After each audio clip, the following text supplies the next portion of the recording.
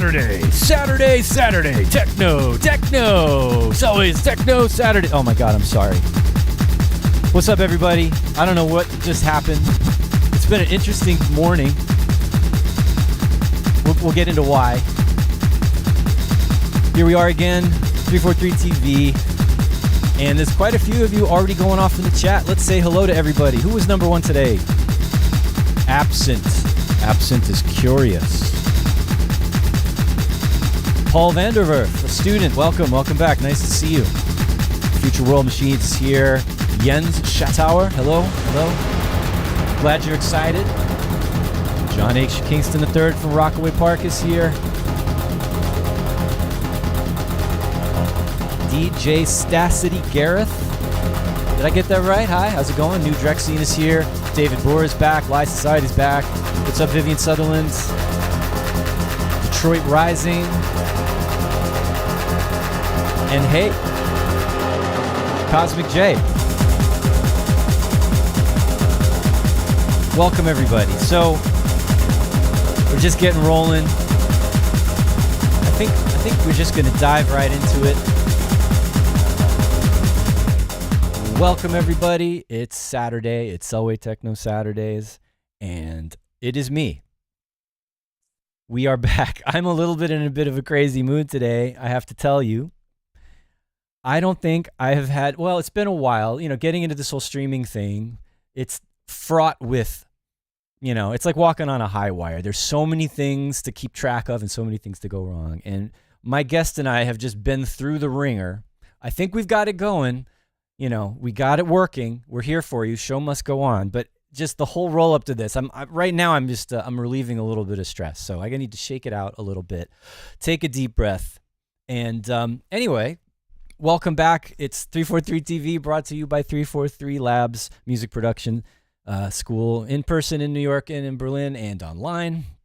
You know what we do. We are here a couple times a week. I do Saturdays. Abe does Fridays. Every now and then, Tetro has Tuesdays.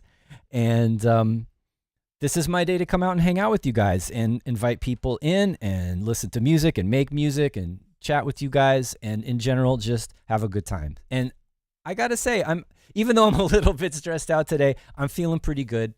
And because I'm relieved that we got this all working, I'm just going to actually get going and bring our guest on right now. Somebody who's a streamer himself. He's a really great producer. And, I've been following a little bit, checking out what he's been doing, getting to know, from his own streams, his production style. And, he's been a guest on other people. He was on with Kyle Geiger this week. He's getting around.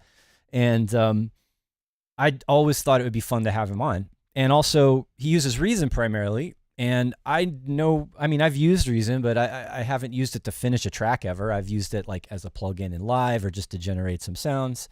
So I thought it would be cool to have him on and show us a little bit about what he does. So, and also check out some of his music. This may be a new artist for some of you. So I'm going to stop talking now. Let's bring on our guest for today, Lag. How's it going? Hello.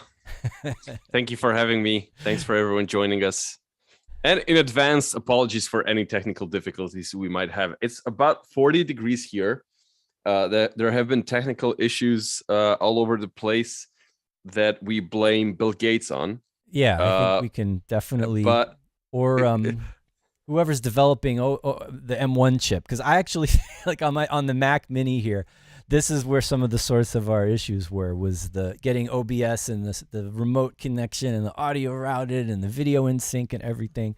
I've been fine when I was doing OBS on my PC. Like, very rarely did this kind of thing happen, but lately I've been running into these issues. And you've been real cool about hanging in there with me and getting it all worked out. And man, look at it. We're here. It's working. You've got like people dancing behind you. Like, we're at the top of our game, man. Let's just go and let's roll with it. Yes, but a disclaimer. Like, literally 3 minutes before the stream, my sound card just died, and it's random. It sort of works after a restart. So if it goes in the middle of the stream, guys, blame Bill Gates, and I'll be right back. So okay. That's just an apology, just in case. So yeah, I've been really looking forward to this. We've been talking about this for a while, and I have to say, um, so I'm really happy to hear that you're teaching. I'm really happy to have met you. We met a few years ago. We both played the good room or In the the bad bad room room of the good room, which in is the actually the bedroom best room, I think. for Bunker New York, and Right. I was really happy to have met you because, and like every scene has a thing that kind of explodes there in a way, for whatever the stars align for a certain artist or whatever happens. But there was a certain period of me growing up where I grew up under war and sanctions and a really dubious moral development of society. So the first thing to kind of come through the iron wall that we were behind was the clubbing scene. Mm. And I really enjoyed that. It was a place where I felt like, okay, this is the future. Also, I feel safe here. Also, this speaks to me and to so many other people who were very hungry for um, whatever the normal world had to offer.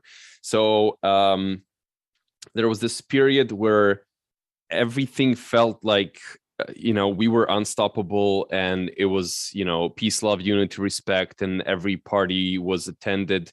And in this period there were a few artists who kind of defined this era, and you and Mr. Christian Smith were amongst those people. The techno you were doing back then, whether it was like a high tech sound of the remix of Step Back and Kooning Cylinders, or more like disco induced move, but like really loopy techno and stuff like this. This was really this was something that everyone was hot on, and you guys were really appreciated. You brought us a lot of joy with your music, and I just wanted to thank you. I still play your tracks in my sets, and this is a dream come true to be here and talking to you. I don't know what to say. I mean, well, thank you. That's amazing, and I'm really glad that we were able to be a part of that at that moment Sure. in time. I mean, I remember what you're talking about, and like Christian and I played at an earlier Exit festival, Mm. right? And that was amazing, right? So I'm glad that we got to be around when things were kind of blooming, and Yeah. yeah, it's really nice to hear. And I'm very pleased to have made your acquaintance, that we had that gig, which it's a bit of a blur that whole night, but yeah. So and then when you kind of popped up on my radar again later, doing the streaming and everything, I'm like, that guy looks familiar. So eventually I realized, oh yeah, I remembered and made the connection. So, and it's really great to have you here. And you're making really awesome music yourself. Thank you. And I saw there was a comment in here somewhere, something about, I can't find it now. I have to scroll back up. But a lot of your rhythms that you use, and you do a lot of syncopated, broken beat kind of stuff, and it's still techno. But that's one of the things that jumped out at me, is like you have a really good command of different types of grooves that are not typical, but still capture the dance floor and have that techno energy. So Thank you. we Thank have you. Much appreciated. yeah, sure. And then of course, the fact that you have your workflow working with Reason is a lot different than mine, and I think that's interesting. Just as a way of like thinking differently about putting music together. Sometimes I want to like shake up how I work, and this can be good for anybody out there who is wondering about how to have different approaches. So it's good. Almost every guest they have on is like Ableton Live, Ableton Live, Ableton Live. So I thought it Yeah. was important every now and then to kind of show some other ways of working. And Yeah. So yeah, Ableton Live is an amazing tool, and I sort of like, I really want to learn it just so that I can see what's better in there than there is in Reason. And I mean, I already know certain things that I really would prefer to have in Reason, but also I see how Reason has sort of run itself into a corner with some decisions which are good, but like every DAW has its own like benefits and traits that we pick them for, but also some shortfallings. But to go back onto the era where, by the way, one of the viewers, Mr. Patrick Lindsay, was also a part of Mr. Voodoo Amped. Right. Yes, so, he's been streaming too. Yes, very, very nice streams. From what I remember, Mr. Patrick is using Bitwig, which is also interesting. So to go back to that era, there was a certain magic in that era where everyone either used machines which have really, really bad syncing. They're very imprecise and are usually falling apart. Or people were using samples which were sort of badly cut up. And as a result, there was a lot of stuff which wasn't where it should be. Sure. And I think a lot of fun and a lot of groove comes from things not being where they should be. Also, it comes from certain tools that were offered in hardware, which people don't really use in software that much, like Accent. Like, for example, using Accent on 909 or 808 or whatever, where the entire drumming section like pops up. The change in velocity also creates a certain, certain burst of energy that people then react to. So certain things were just there. And then when everyone switched to digital, digital sort of took that away. People had it in the equation, whether they knew it or not. It was just like one of these things. I remember reading an interview from IF, who was talking about him making Space Invaders or Smoking Grass. And this was like, he said maybe one of the machines was working properly. Everything else was completely falling apart. But it does something. Yeah, there's a groove there that can be discovered from the interaction of the different machines and their timing and the clocks being in or out of sync. And that's exactly, whether you know it or not, if you're not aware of that there's a problem, you're making music and it comes together somehow and you not even know exactly why. It just sounds cool, or you're doing it on purpose. And nowadays people have MIDI to sync converters and clocks that let you deliberately shift off time, and that's the multi-clock. Right. And then, working in the box, like that's where you have to consciously decide, I want my beats to be off sync or out of phase on purpose. Exactly. So just as an example, because I do tutoring as well, and I'm pretty much obsessed with groove and these mistakes. And like one of the main tools for making techno, the legendary TR-909, its sync is so bad. It's never like every individual element to it, like the kick, the snare, the three toms and everything, they're all always like drifting a little bit forward and backward, and they're all doing it individually. It's not like the whole machine is going to be late. It's like the kick is going to be late, but then the snare is going to be early, and then on the next hit, it's all again going to be random within a certain scope, but it's random. And this is a part of the magic. And I remember talking to a certain student of mine, and I mentioned this in Kyle's show a few days ago, that she told me like, oh, okay, because she has a 909, she would record it, and then like manually by hand quantize it to the grid in Ableton. Just like go, okay, this is not right, and then shift everything so that it's right. And I just I would just go like, no, this is not what you do. You buy the 909 for its craziness. It just has this organic feel that no other clone has. It's just one of a kind. So I held on to. I used to own a 909 until the mid 90s, and like an idiot, I sold it, and then I had Christian Smith's 909 in my possession until this year. All this time, he would be like, "Can you sell it for me?" I mean, no. Finally, though, we put it on the market and sold it for him. But man, I didn't want to, to be honest. I was hoping he would just ignore it and but no. Yeah, it's a really special thing. Yeah. Sometimes difficult to work with from what I hear, but it is special. So basically, let me just, sorry, before you go on, this is really good. Yeah. I want to start putting some music on of Sure. yours, and we can have it going in the background a little bit. Sure. And just going back to the comment that I saw before, it was, and if you can, you see it on the screen there? It's this is a name that I don't know how to pronounce. If you can read it, Željko Krnić, if I see correctly. Right, and he says lag, master of anti-4/4 grooves. I have to disappoint everyone. I just I have a 4/4 EP coming out relatively soon. Hey, it's okay. But I wanted to put this track on as a really good example of that. So this track came from this drum roll that you'll hear in a second. I don't know why Zoom is doing this thing where it ducks the music to when someone is talking, but well, that's fortunately I think only on your side, because it should be going normally out to the audience on the stream. They should be able to hear it okay. Yeah. So yeah, the point of this was like a lot of drumming, a lot of really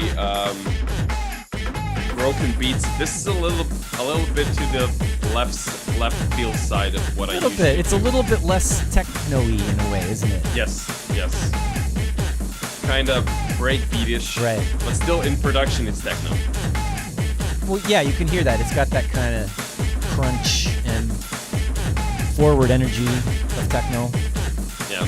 It would totally mix with any techno records, right? Like that like tom section is just like it's obviously like a cutout loop, but it's just so perfect. Anyway, when it comes to Reason has perfect tools for like humanizing the beats and creating something groovy. And I can show you, I can show everyone like, I mean, you can do a lot of different things in Ableton as well, which are sort of the equivalent. You can also do it manually by hand, all kinds of things. But Reason was the first to come out with like a dedicated, they call it the Regroove mixer. So it's a dedicated piece of interface which is just for dislocating sounds in a super controlled manner. So I have total control over how controlless the beat will sound, which is, you know, something that I much appreciated as a control freak. Okay. And then at the same time, what Reason offers is this like view where it's sort of simulating the way that the machines used to be used, with like the mixer being in the rack, all the devices being like rack devices, which you just sort of place as you want, and then you can shift the view to the like background of Reason, connect the cables in fun ways, which I don't really do that often, but when I do, I really find it to be very, very fun. So there's a lot of things that you can do in Reason which are really fun, which I didn't really find in other software. And I'm sort of used to its flow. They bring really good improvements with each version, as does all software, obviously. But they kind of keep me in. Like every year, they bring out something new that I get really excited about. So it's these two things that I really, really enjoy about the software and working in Reason. That said, lately I've been buying a lot of hardware as well. And yeah, you showed me something. We talked about one recently. Yeah, I was picking your brains a little bit on what you used to use, because a friend of mine, ex-Coast, and I are really into the old sound and the way everything sounded and the grooves and the samples used and everything. So we started this project that is basically just these like old what you guys were doing, what like the Italians were doing, Gaitek and Vigorito and Oxia. So we're trying to recreate the sound, but in our way, obviously.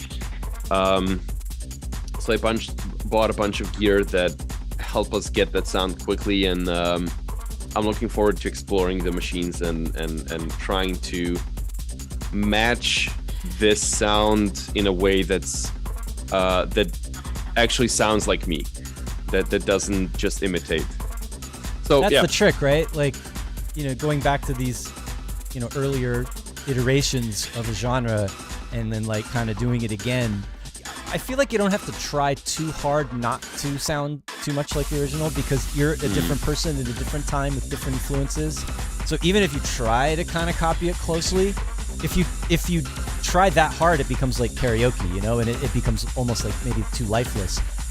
Yeah. But if you just kind of do it as you naturally would, it's always going to have your human element to it, and it's not going to sound like, Figurito or Smith and Selway. It's going to sound like Lag no matter what. I put on another track. This one is, if I have it right, Fricka Fricka. Fricka Fricka, yeah. Fricka Fricka. Tell me about this one. So this is out on Jerome Hill's Dawn Records. I'm going to show you in Reason one other track that came out in this release, which is called Svinya. So this entire EP was me being a bit ravier. I can hear that. This is the first time I started using chords and stabs and stuff like this. But this one, I'm super happy with how the groove came out, because a lot of this is just like, usually you have to have a lot of. It's really energetic, but it also has a little bit of a waviness to it. Yes. The magic about creating groove that isn't quantized, or having complex rhythms that have like short phrases and very long phrases at the same time, is that you leave room for the listener to sort of switch between what they're going to focus on. So to this track, you can dance in like a half-step mode, but you can also go really, really hard and really fast. So it's really down to how you feel when this track is playing. When is this track played, and what kind of sound system? So it's very versatile in that regard. If there's no groove, if there's only like one sort of statement when it comes to the length of the phrase and the type of sounds, then you're sort of locked into this situation where there's a very narrow space of like musical expression where you can play this track based on the sound system, the time, the mood of the people, where it will fit, So with this one, especially, like, usually I try to make a balance between quantized sound, which will sort of hold where the anchor point is, and then there's a bunch of these sounds which are off the grid and are sort of grooving around. But in this one, I think there's a lot of stuff that's off, way more than there is of elements which are on the grid. And it's very, very layered, very rich, and I'm super happy with how the breakdown went. This is also about the time where I got bored from breaks, which are just like, there's no kick, and then that's the break. So it's more about like overloading the mids, and then the break is basically you have the kick, but the mids are gone. Interesting. And I have this in a lot of tracks recently, just like a lot of tracks,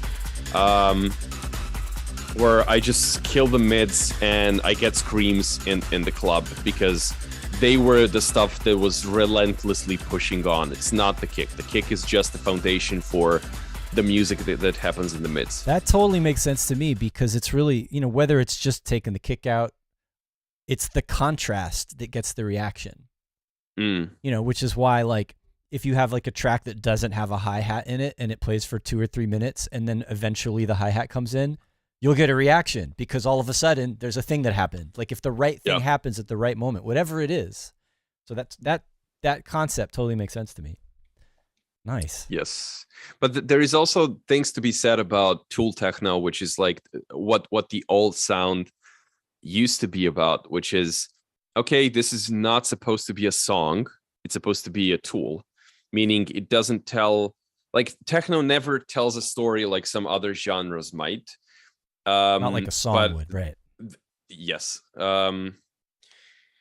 But there are tracks which have a more elaborate arrangements, and then there are tracks which are very, very minimal, like a Sleep archive track, for example, in their arrangement. Like it's just like nailing down the basic loop, and then it works. It's same as again,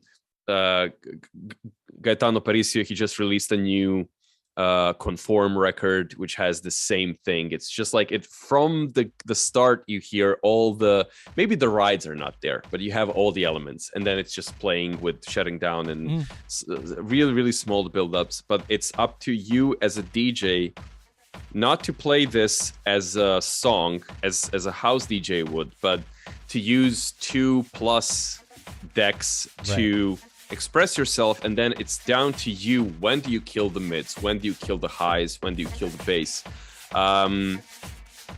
There's a really good DJ called Unbalanced who really, really utilizes this to an extent that I've never heard before. He just has complete control over like where he will kill the highs, where like he kills all the highs and then just chooses the highs he likes the most to bring back in at a time that makes sense.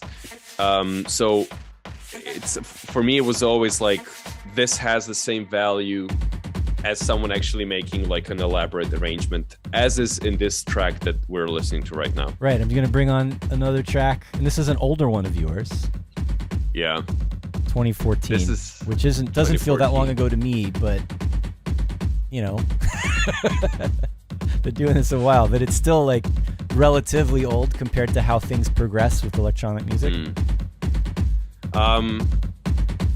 This one is from an era where I was strictly, I was sort of doing all kinds of different styles, and I remember sending demos to people and they would just tell me, you don't have a style. Right, which like, is understandable.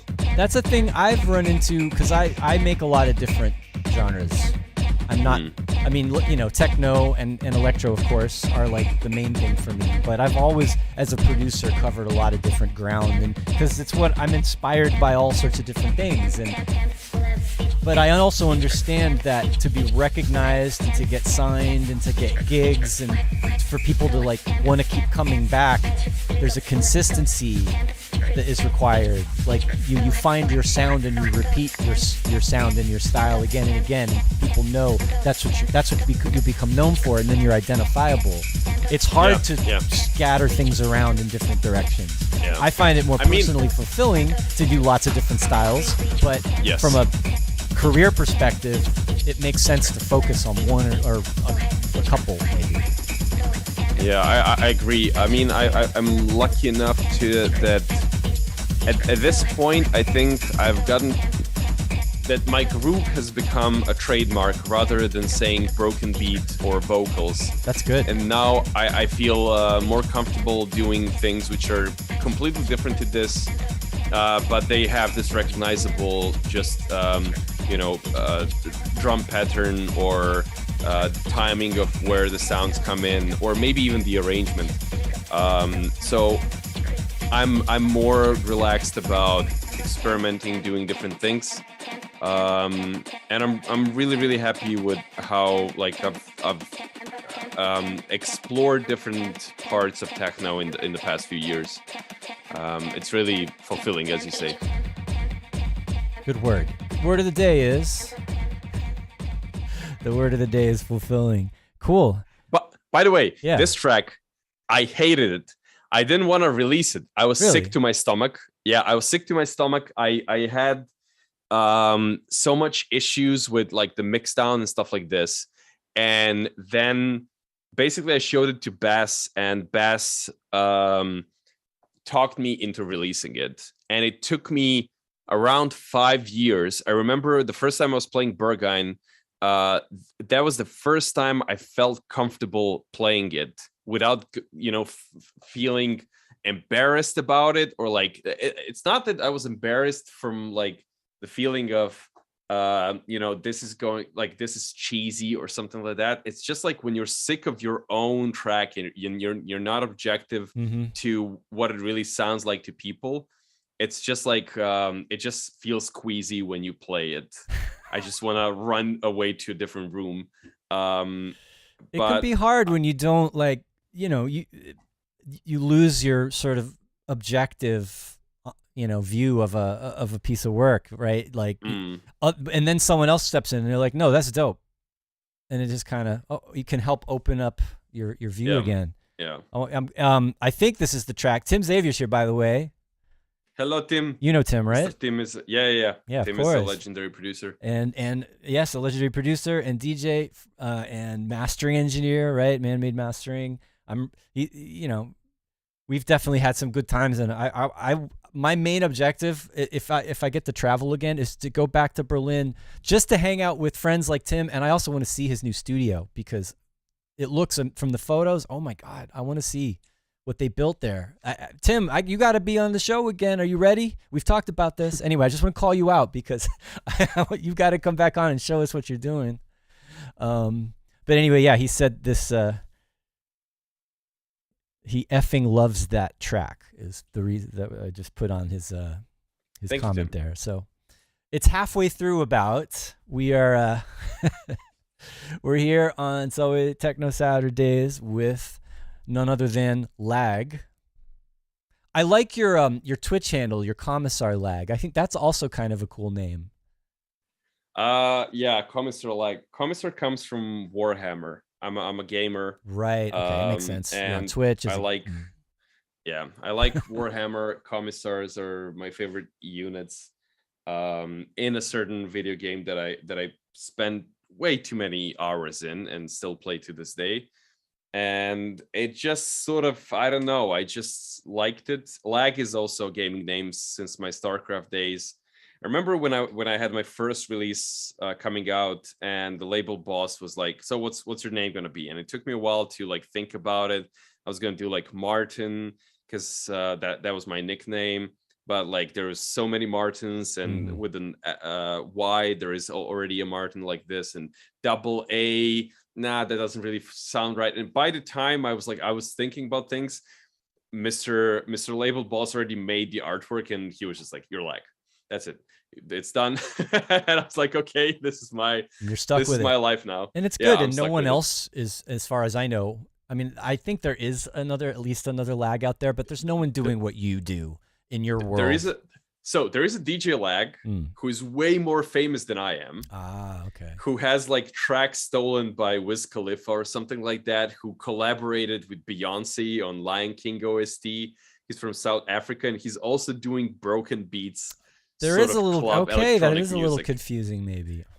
Yes, and he came later, and I'm sort of like. By the way, when he appeared, I sent him a message on Facebook just saying, "Hey, I like your music, blah blah." He just ghosted me entirely. So I'm not sure how to feel about the situation. Check Discogs and then choose a name, maybe. I also wanted to be called The Passenger, and then I found someone using that name, and I was like, okay, I'm not gonna use The Passenger. But anyway, who cares? It's hard to come up with good names. I mean, I used to use different pseudonyms, and now it's just John Selway forever. I'm not, unless it's a project with another person that needs like a band name or whatever, it's always gonna just, that's what I settled on. It's just gonna be Selway or John Selway. And there's another Selway out there somewhere. There's a guy who does trance. Jay Selway is out there somewhere. There's a similar problem with the Paul Bailey. So I was always after Paul Bailey tracks on Juno, Bandcamp, and stuff like this. And then there's a different Paul Bailey who does psytrance. Not even psytrance. It's like Eurotrance. So every time I get a little bit excited, I find really. There's also Jeff Mills who does really like hideous music. But another Jeff Mills. Yeah, there is another Jeff Mills. I mean, there's only one Jeff Mills, but there's another Jeff Mills. Got it. So I'm just going to interject a little bit here because I have to. Oops, I want to point out that. Oh, sorry, I went to the wrong scene. I didn't mean to take you off.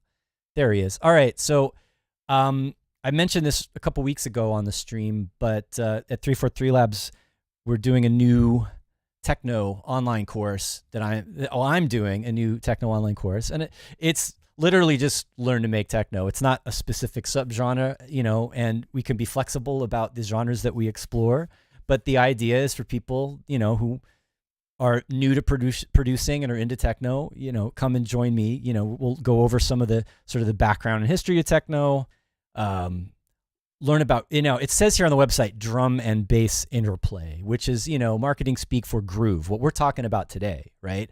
And like what's so important about this hypnotic groove with techno. And like, no matter what else you have going on in the track, right, it has to have this kind of underlying forward groove, and how the percussion and the bass and everything all play together, right? And then sound design, leads, sampling, mixing, and how it all sort of joins together.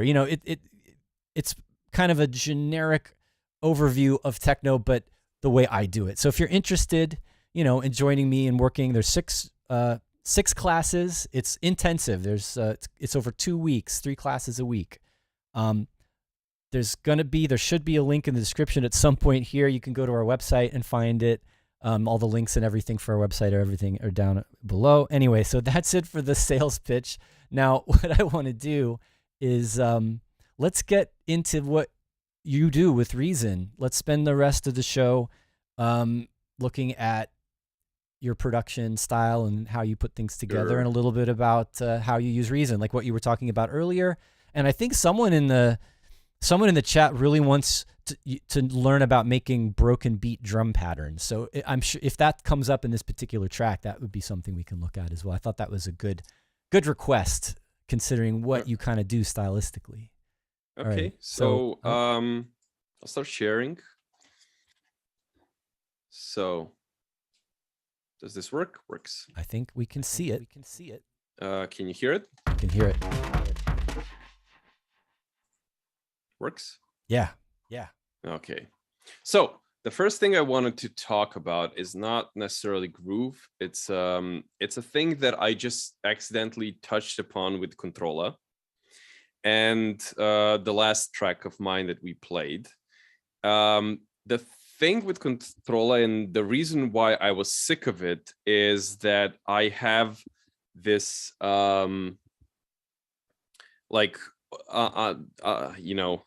sometimes difficult need to be a complete control freak, which results into me having this many channels. And this is actually good. This is not too much. I can go way more than this. So basically I'll have different, for every single individual sound, I'll have an individual channel. Like a lot of people will, if they use Reason, they'll take one reed drum and then just throw a bunch of percussion in there, and then that's it. Or in Ableton, they'll use all the drums in one channel, process them separately, but have everything in one place. So as a result, I would, as I start doing the arrangement, it sort of makes sense. There's a certain aspect to arrangement where there needs to be a feeling that elements are talking to each other, and whether it's like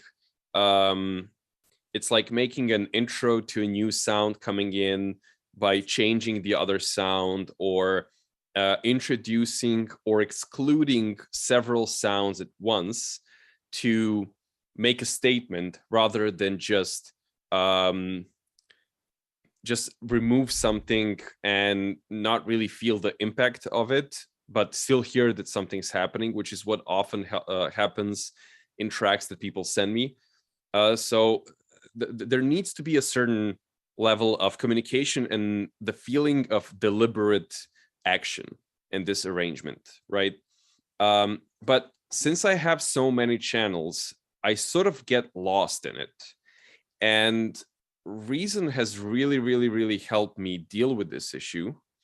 And the way it has helped me deal with this issue is through the use of blocks. Blocks are these things that you see over here, and I'll get into them right away. So what a block is, right now we are in song view. This is the arrangement view. For those who don't know Reason, just a quick introduction. Reason has these 3 windows. One window is the mixer window that you saw. It has a lot of these, EQs, and like it's simulating an SSL desk, basically. The routing is pretty easy. You only get 8 send returns. but you can create artificial send returns no matter how you want. The one thing that I miss in Reason that Ableton has is sending send returns into other send returns. I really, really wish they could pull that off somehow. But then you have the second screen You can't where even you have patch the it in the back arrangement. that way? There's no like workaround? You can patch it into the thing, but then it's the whole signal going into the thing. You can sort of hack it, but there's no like you can sort of hack everything, right? The idea is to get an interface or a workflow that's that doesn't drain. I have a theory that for every track you have a limited amount of creative energy. And if you're spending that energy into routing things or fixing a problem that you're struggling with, you're going to end up with a poorer product. This is, by the way, why I'm not a huge fan of modular, because I'm like, you've spent 50% of your mana to get like a square wave. Right. No, I see that. Like you have to go through a lot of steps and use a lot of kind of mental energy to get to the result. Yeah. There is that element. I think you can deal with that by separating out in your sessions, like when you do the logical building part and when you do the creative part, you know? Yeah. That's probably the healthiest. Although every time I've tried to really utilize like doing one thing and then the other thing, I've always find that like these things should be interconnected to a certain degree for better results. But in general, there should be a certain separation. Anyway, this is the front view of Reason, which is where you see basically if you're looking at rack elements, as you can see, there are screws here, so it's sort of simulating a 19-inch rack with small mixers and big compressors and samplers, drum machines, compressors, and whatnot. Obviously, you can do this, where you see all of these gate CVs, audio routing, all of these options for separate, routing and playing around with things. So this is what usually attracts people initially to Reason. They'll see all of these colors and cables, and they'll see, oh, this is pretty and fun. And then they'll turn it on, not know what the hell they're doing. They will not read the manual. And by the time they learn something, they will switch to a different DAW and just go, well, Reason was shit. This was my experience for a long time with compressors. Yeah, well, it's not the thing of patience. It's a thing of like your experience and what you go to first. People would tell me like the magic is in compression. And then I would just download tens of different compressors and then just switch compressors and presets without really understanding what I'm doing. Sure. And then just going, this compressor is shit, that this is not doing anything. But as you understand compression and as you start hearing what you're doing, then almost every compressor is good for something. So it's rather a thing of experience and where you find yourself when you're encountered with Reason, rather than of how capable it is as a DAW. Anyway, back to what I was saying. So what you're seeing here is the song mode, where you're seeing the entire arrangement of the track, right? So this is the song mode. You can see it here. It says song mode. Then you can switch to block mode and you go into blocks. So here I have several different blocks. You can have like 32 blocks, right? So Sve means everything, and this is my initial loop. This is where I start the track, and I'll make. This is gonna be the bulk of it, you know.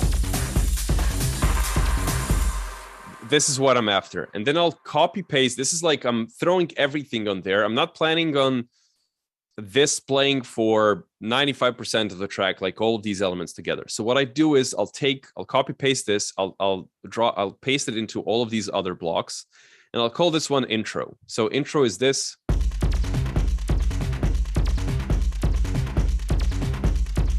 Right? Then I have, this is called samo srednji, meaning only the mids. So So I have a bit more elements which are in the mid-range. Then I have highs. So this is what we heard before, but with the highs. And then just to be clear, rise. it's not you're not just playing back elements that like only mid elements or only high elements. There's other like is there like effects changes as well? You can do so. A block is a loop unit. Well, no, I got that. I'm just talking about like how you. I was just like you say highs, and then that one has the hi hat in it.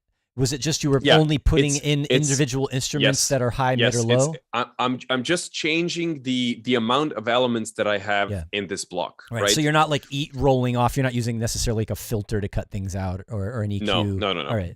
No, I could. Because you can also automate stuff in the block. Mm-hmm. You can, whatever you want to do in the block that you would normally do in an arrangement view, you can do it. This is with the rides. Got it. And this is it. So the idea behind the blocks is as follows. If I take a block, this is like the block lane.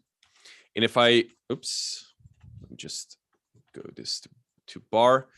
And if I draw out a block, and let's say this is going to be only the mids, I can effectively, let me do this. Let's focus on this. I effectively have all of these things which are assigned to the block playing here, right? So everything that I've programmed in the block, it's here. And I immediately have some of the stuff laid out. And then I can go like, okay, but then this part is going to be with the hi-hats. And then I'm going to use the intro one for like a break. And then I'm going to have the one with the rides as well. And the magical thing is now I have all of these like, let's call them like ghost notes, even though that's a term for something completely entirely I know what you mean though. It's different. It's not, they're sort of shaded. They're grayed out. Okay. Yes. They're playing because the block tells them to play. But I can do whatever I want with this. I can completely overwrite this. This is now empty. So like this is a kick. So without this, I've just muted this. I still have a kick, but if I do this, I see. I've now eliminated the kick. I can change the pattern here. What you just added, like what's the terminology? Like in live, that would be like a MIDI clip or something. Like what do you call that little bit there? Yeah, these are like MIDI clips where you can use them. Like I can open this and add notes, obviously. Right. So I can just do this, and if it starts, it's going to do. So let me just say, my impression is this makes a really fast and efficient way of arranging. Exactly. Or of easily trying out different arrangements very quickly.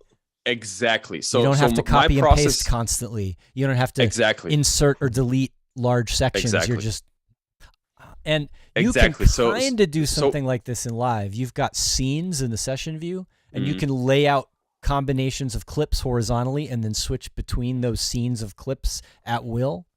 So it's kind of doing what you're doing, but in real time, like in a performance situation. Yeah, yes. So you can kind of do this workflow in live, but it doesn't look as straightforward. It's not organized in the same way as it is here. Yes. So basically, this is sort of like what I would usually do and how I would approach things is I'll make a few of these initial blocks, and then I'll go, okay, enough. And then I'll switch the arrangement, and I'll lay out just like a very, very rough arrangement. Play that. It's just 5 minutes. You get a feel for what the track sounds like. And based on that initial feel, you can go like, okay, I can work with this, or no, this track demands something completely different. You immediately get this thing where you don't have to invest hours into some initial idea that you imagined and then go like, but this doesn't really work. I don't know why. I've got tunnel vision now. I've grown numb to whatever is happening. I have to take a 2-day break or whatever. You immediately get a feeling for how this layout is going to work. So whatever I show you today, whatever basically, so for example, if I didn't want to do this. Actually, I did. Okay. So if I show you any new project that I'm working in, it's mostly gonna be block based. And for me, it makes everything easier. It makes everything faster when it comes to like loop based music. So so immediately you can see, it's intro, outro. This is meso means meat, so it's like meat. This is meat with the highs. This is reply with the highs, because I like you've developed your own sort of vocabulary for describing energy level and different combinations of instruments over. I mean, that's exactly. Kind of, and not everybody maybe has the same words that they would use, but I think it's really helpful to think about it in this way, because typically when we think about arrangements, like most people think like verse chorus, you know, or intro, build up, breakdown, that kind of stuff, right? But like this is adding an extra layer of descriptive terminology, like it's giving you a better idea of what's in this section. Exactly. Yeah, and like also, like I said, if you do the initial layout of things, you can quickly go like, oh no, that's wrong, and this track needs to be something completely different. Like you can just feel the energy levels.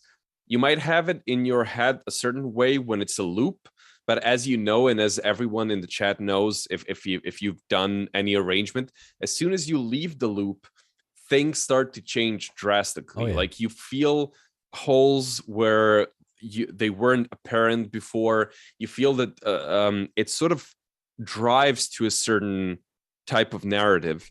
It demands it, whilst you might have a loop-based notion of what it should be.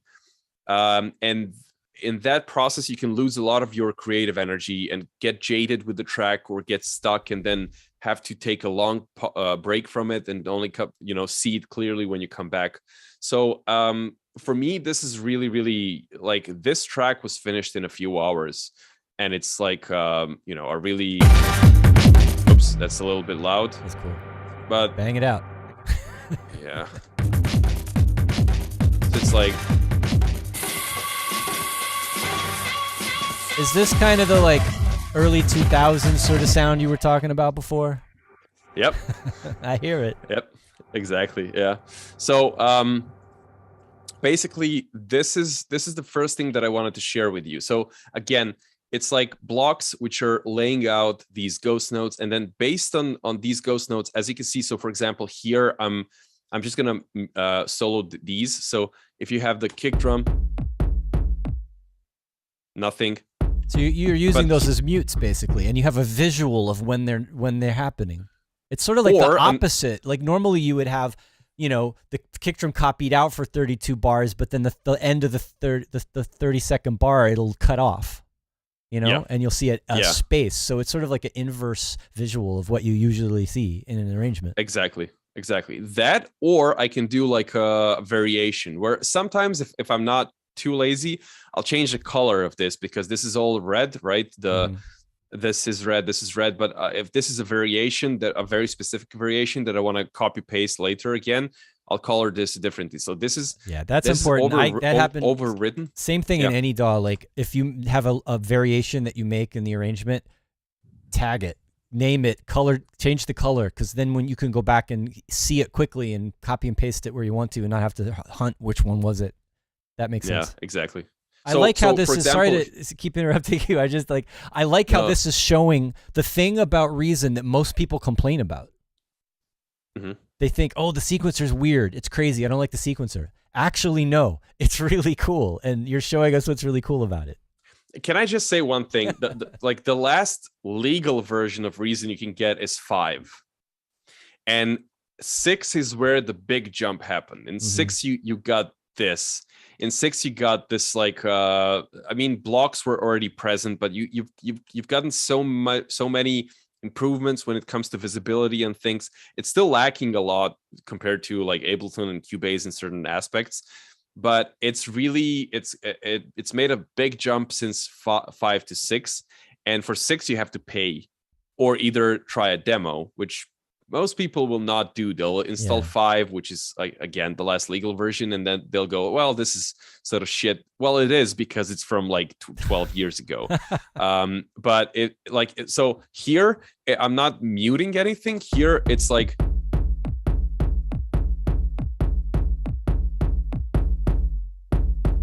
right, it's a variation. So similarly to this, I have other things which are not in the like this automation, or again muting the bass line, adding certain elements before they are present in the block, right? So I'm not constricted by the block. I can copy paste things outside of it. Obviously, I can do different patterns here.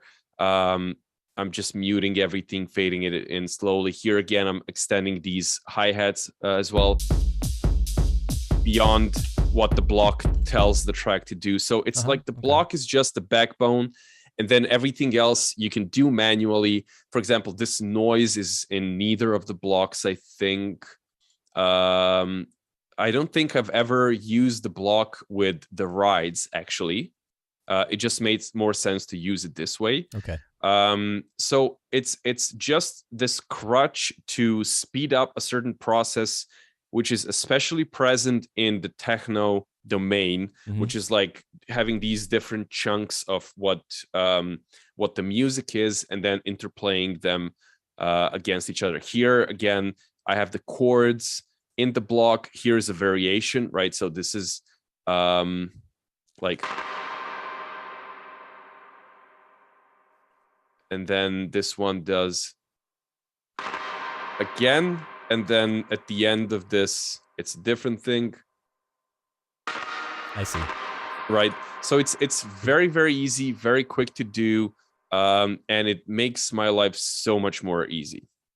So that's like blocks. Yeah, I mean, honestly, I kind of knew about this, but the way you're presenting it is making it very clear how good this is for arranging techno, or this any kind of music that's repetitive and rhythmic and has, where you have a hypnotic groove. And I like this. I don't know if I'm going to jump on it right away and say I'm going to arrange and reason everything now, because I'm so used to live. But I really like that this is, and it's even you can take this concept and kind of apply that mentally into your workflow in another DAW. Exactly. Again, with scenes and live, you could create variations in the scenes. You could block everything out in the arrangement view and then bring in the scenes. I mean, it has a capture and insert scene command. So whatever's playing in the session view, you can just instantly put that into the arrangement at a certain point. So again, it's not it's a little different in the execution, but the concept can be similar depending on how you use it. And then I think Logic has like an arrangement bar where it shows you can like rearrange parts of your timeline by dragging. And I think it's a little bit opposite again of what you're doing. Like you do your arrangement on the timeline in Logic, and then you map out where the sections are, and then you move them around, and it like copies and pastes what was there. So it's sort of, which also sounds very useful, but still they're all good in their own way, right? Yes, exactly as I mentioned in the beginning. Like, this is what suits me. I'm happy with this. I promised to myself I'm going to learn Ableton as well, but this really works for me. That's great. Someone had a question about breakbeat. Yeah. If you have, if you've got something where you can go in a little bit to like how you build up those kinds of complex rhythms. So it's sort of, this is a very disappointing reply to this. Oh no. So I can either go into it for an hour, which might be food for thought. For another time?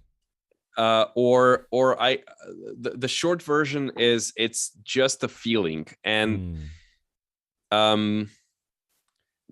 know that whenever I'm teaching people, there's two things that I always point out. Like one, my favorite definition of fun is your brain trying to figure a pattern out.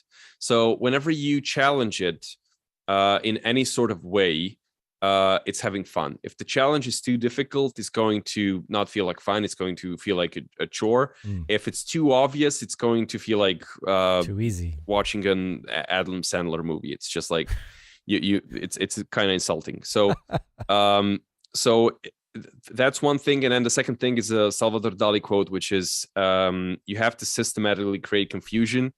Everything that is contrary or contradictory creates life. So there needs to be a certain amount of what you would call like question and reply. Yeah. There needs to be conversation between elements, and there also needs to be a surprise element, which I'm not. I don't mean it in a sense that it's like a surprise party or anything. It's just like, think about how your brain thinks. So, for example, if you're analyzing a painting, our brains usually analyze and watch things from left to right. So what's more interesting is usually going to be on the right side of the painting. Or if you're watching a movie, the person talking is going to be in the right side of the screen, because this is where your attention will start to drop off. And then the artist needs to bring back your attention. This is why symmetry in art is considered kitsch. Symmetry gives you a good feeling because we're designed in a way that if you see a tree which is symmetrical or a face which is symmetrical, it seems like it's healthy and good. But this is a different feeling of good than what you get from fun or trying to figure out a pattern and then figuring it out and getting a tap on the back from your brain for doing a good job. So these are two different things. If you're looking at symmetry, your brain is going to start analyzing from left to right. It will reach middle. It will start analyzing the right side and then go like, oh, wait, I know this. It's just this, but flipped. And then it will lose interest. So it's easy. It's kind of pleasing, but it's not art. It's not challenging. It's not something that will get you engaged. You're not really going to remember it in a way that you would like, Picasso's Guernica. In a similar way, there's a reason why the snare on 2 and 4 works. It's because you've heard the kick and then your brain expects another thing of the same energy on the 2, but you surprise it by bringing out something that raises the energy, and then you get like this wow moment. If you do the opposite, if you put the clap on the 1, you're setting it to fail because you have less energy. I remember watching a show called Treme. I highly recommend it to anyone who's into music. Good. It's David Simons, the man who co-created The Wire, show about post-Katrina New Orleans, and there's a lot of jazz in there and stuff like this. And so the main street in New Orleans is Bourbon Street, like the main tourist attraction. And I remember someone, a character who got a gig there, being really, really kind of feeling ashamed that he's playing there. And someone telling me like, there's pride on Bourbon Street, meaning it's not such a shame. And then this guy replying, they clap on 1 and 3 there. And it's just like, so point being, if you have, for example, here I have like a very strong dominant kick in the first half of the bar. Then I'll create this really basic tom in the second half to be like a small reply to it. I'll also have the same thing with the bass line. So the bass line is kind of like, the bass line is again a reply to the kick, right? So there's like a little pocket that they fit into and they alternate. Exactly. So you're creating a pattern which is not obvious. It's not symmetry or whatever the equivalent in music would be. And you have a conversation between these elements. And now there's a bunch of stuff that I use, which is like, again, this is like percussion, which is hitting all the time, but it gets a volume increase towards the end of the bar to again create some more driving energy in the second half of the bar. So, and then there's also a thing to be said about complexity, and I usually go very deeply into this, and I always use this example, which is the length of the phrase that you're using. All of these are 1 bar long, right? So you're subdividing that into 2 and 2, because like the emphasis of the rhythm is every 2 quarter notes. Yeah. Yes. So you have a certain. It's good that you have several elements which are kind of saying the same sentence, so they're forming the same sentence, right? It's good because if you have several elements, it's a statement. It's not just like a flop, something that someone put in there for whatever reason. It's obvious that this is a statement. But then there's other lengths of a phrase that you can use that feel very much urgent, significantly defined into a different statement, so that you have separate elements which are talking to each other. So, for example, this one is more urgent. It's shorter than everything I've played so far, because it's just like tika, tika, tika, tika, tika. You can have the same urgency from this, the hi-hat. So now we have 2, like I usually describe this as like if you're playing one chess game, you might get bored while waiting for the other player to make their move. But if you have 2 chess boards, and it's more fun. If you have too many at the same time, you might get overloaded and it's not fun. But if you have 2, it sort of alleviates the boredom. So making shorter, longer phrases and stuff like this, it can really, like with everything as urgent as this is now, and now also having this like, these are shakers. There's so much stuff happening. There's this vocal. So everything is super urgent. And then there's a switch here between the urgent and the very relaxed, right? So it's like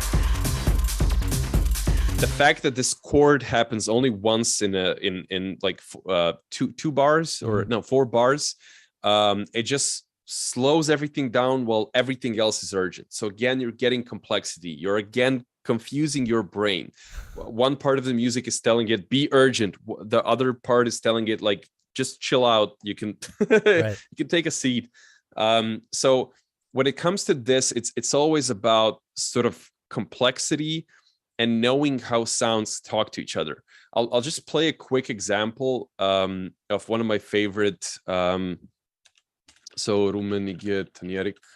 So this is such a weird track. As soon as I play it, you'll understand why. Oh. Right? It has this really complex rhythm, and everything's sort of pulling to each own side, but together they make sense. Mm-hmm. And the fun part about this track is that you can sort of feel where the anchor is. Even though everything's off the grid, you feel where the anchor is. If you're good enough at beat matching, you'll be. I've been told that my tracks are unbeat matchable. No, but I disagree. But this is a great example of a very crazy beat that you can sort of latch onto. Oh, totally. But then what I'm noticing about this rhythm and yours and a lot of kind of more syncopated, broken techno is that there's a lot of groups of 3 within there, like like dotted 8th notes, for example, or sorry, dotted 16th notes actually. So there's a lot of 1, 2, 3, 1, 2, 3, 1, 2, 1, 2, 3, and then you like it. That happens a lot. I just want to point that out for the person who was curious about making beats like this. Is the syncopation that's created by putting groups of 3 against 4 is very common in this kind of rhythm. It's not the only thing that you do, but I just noticed that this example and your beat both had that. you're absolutely right about that, but I just have a disclaimer that I very, very rarely use that. I Okay. like the I don't want to like the demystify the magic of lag. Or no. It's just I find that I have a lot of friends who go for like the also polyrhythm, like doing 4/4 and 3/4.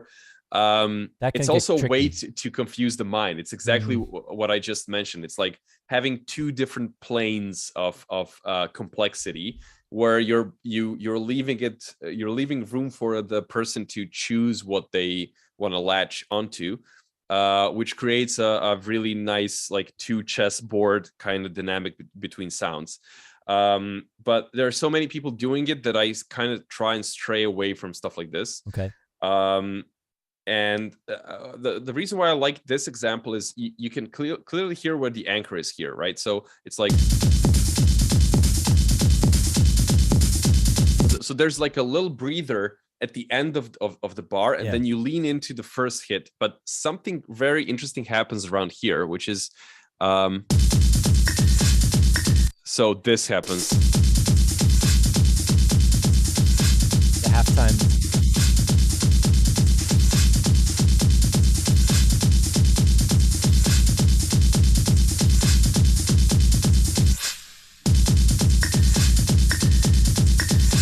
That little change there is confusing in a good way. So the clave sound is filling the space where the breather is, and now it's not like this jump. It's a thing that I now lean into, where the drop on the first kick is now not a thing that I can lean into. It completely switches where the anchor of the tune is. So getting a good understanding and feel for this is very important when making broken beat. Sure. All I can do is just practice a lot until you find what works for you. Sure. Another thing I can say is, like try experimenting, like create or load up a drum kit of that you like, that has those kind of techno energy that you like, and then practice making beats where you never put either a kick drum or any of your typical main sort of the main drums on a downbeat, on a quarter note. Put them anywhere else, just as an exercise. Like, what happens if you never put the kick drum on 1, 2, 3, or 4? They're only on the 16th notes or 8th notes in between, and see if, and then especially if you cut it down to like a bar of 4/4, and you have the first two beats and the second two beats, and they kind of answer each other, like they call and response, like you talked about earlier. If you do that, it will get your brain and your body to like feel the pattern. Even if all the beats are totally syncopated and not on a strong downbeat or a 4/4, once they repeat often enough, especially if you divide it into 2 and 2, where there's a call and a response, it will have a groove. You will find a groove. So I think it's a really good thing to experiment with. And then trying different weird noises or like your bright clave that comes in at the last 16th note of the bar that just throws off the whole thing. Like, that really works well to create contrast within the groove. Cool example. I think my sound card is starting to act up, because we're past an hour. Sounds. We went a little long, which is fine, because I'm in your lesson today. I was really enjoying sitting here and listening to your kind of concepts and way of thinking about things, and learning about the sequencer and the things that I didn't really realize about the sequencer and Reason. So yeah, we did it today. Oh, the cat. The cat made an appearance. She's a avid stream usurper. I see. She hijacks almost every stream. Yeah, if I'm ever teaching at home, I have a little small setup at home if I need to get online and do something, and that definitely happens. The cat definitely gets in the way. So it's an enhancement, if anything. Totally. I'm just going to put on one more track in the background while we wrap things up and say goodbye to everybody. This has been really excellent. Great to have you on the show. And yeah, like I was just saying, I've been enjoying like being a part of your lesson and learning about Reason and about sort of your, ideas about production in general, as well as, what we were just talking about with it's not just mechanical with these beats for you. There's like a whole process behind it, and, kind of artistic concept behind it that comes through, I think, in your music. So yeah, thanks again for being here today. Thank you for having me. Thank you for enduring my ramblings. I usually go on long tangents. It's cool. But yeah, this was really fun. I really like sharing whatever. There are no secrets. I can go on for hours. So if you guys are up for more sessions in the future, I'll be more than happy to come back. Sure. And then I need to get my whatever issue I've been having with my streaming setup here at the studio, and like bringing it's lately with the remote connections, it's been a little unstable. You guys don't even know like what we went through. We ended up going. I usually use something called Video Ninja, which is an amazing open source, peer-to-peer, powerful video and audio over the internet application, and it's great. But today, I think it's not that. It wasn't Video Ninja's issue. It was this computer and something with the setup. But we fell back to Zoom. So it worked fine, thankfully, and everything has been working out for the whole show. Nothing happened. Your sound card didn't drop out. Thanks again to everybody in the chat who was here, to the questions, to our friends that have popped in, and I have to do this one more time. I have my course, this techno course for 343 Labs that we're doing starting in August. It's 6 classes over 2 weeks. It's intensive. We're going to move fast. And there is a discount code. If you want to sign up for this and you use the code MAKETECHNO, I know, very, very obvious code, but hey, if you guys want to hang out with me and work on your music and learn more about music production and making techno, give this a chance. You can even just register your interest in the course, even if you're not ready to sign up right away. Just let us know that you think it's a cool idea. So, all right, once again, really great to have Lag on today for Selway Techno Saturday, and that's going to be it for us for now. I will see you back here next week. Enjoy the rest of your weekend. Adios. Bye-bye.